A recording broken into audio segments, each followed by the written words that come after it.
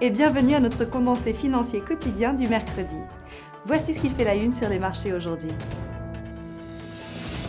La Chambre supérieure britannique a rendu difficile la possibilité pour Theresa May de sortir la Grande-Bretagne de l'UE sans accord.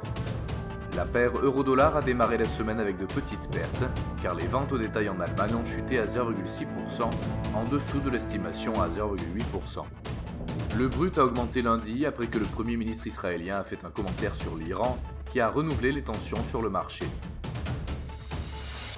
La paire livre-dollar a montré une dépréciation régulière sur les dernières sessions, chutant de 1,3%, le SSI montrant un ratio acheteur-vendeur de 1,4%.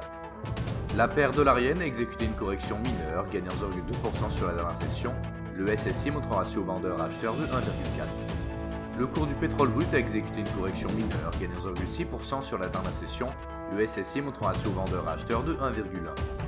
Le cours de l'or a perdu 0,5% sur la dernière session, le SSI montrant un ratio acheteur-vendeur de 4,2%. La déclaration de politique monétaire de la Fed aux États-Unis sera publiée à 18h GMT, le PIB de la zone euro à 9h GMT, le PMI des services de market pour le Japon à minuit 30 GMT, le PMI manufacturier de market pour l'Allemagne à 7h55 GMT, la décision de la Fed sur les taux d'intérêt à 18h GMT et l'indice PMI de la construction en Grande-Bretagne à 8h30 GMT. Nous espérons que vous avez apprécié nos perspectives marché de ce mercredi. Nous vous souhaitons, de la part de toute l'équipe, une journée productive sur les marchés.